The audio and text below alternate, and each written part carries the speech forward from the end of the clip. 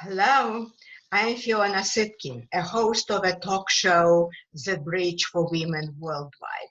My today's blog is about the deeper recession provoked by the pandemic. It's a very serious issue because the recession is still unfolding.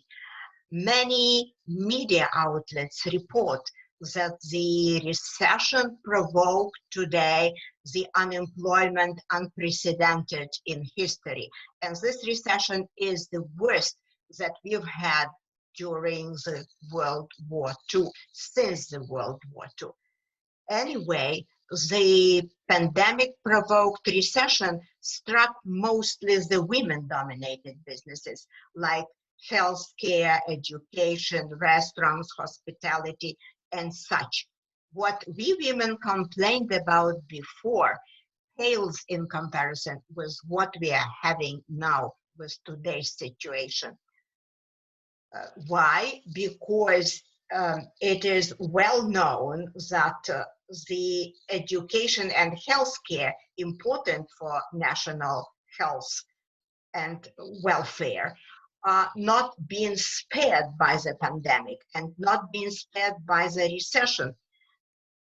With 5 times as many women are hired and let go than men.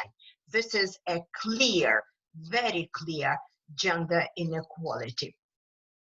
The higher skilled women are hit less than the lower skilled ones who are at the low end of the pandemic. And we now see the women suffering, the two kinds of women who suffer.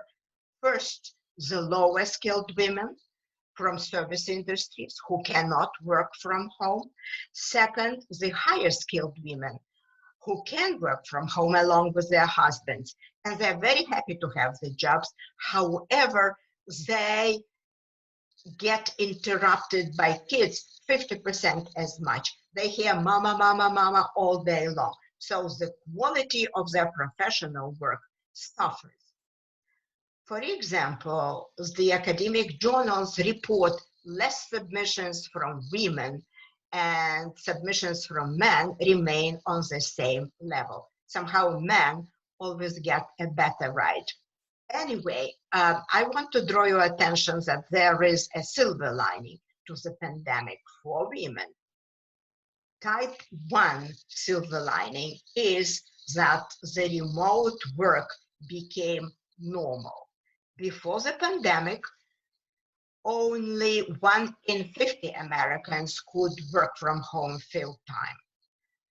By April, it was 1 in 3 who could work from home full-time, a huge difference.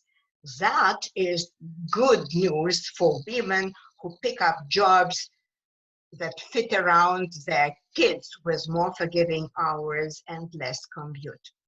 The second type silver lining is the shift in labor distribution at home with more involvement of men, which is good for women if it stays, and hopefully it stays. Every little helps, right? Is the silver lining all positive? No, it isn't. It's controversial. Why?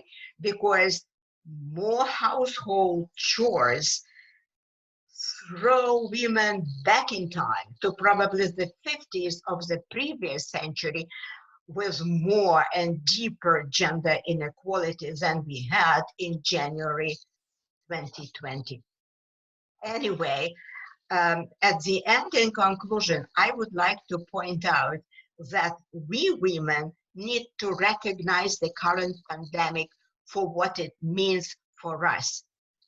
Higher women unemployment and deeper gender inequality.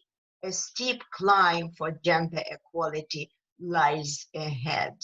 So please stay healthy and strong. Thank you so much for listening, and follow me if you can. Bye-bye.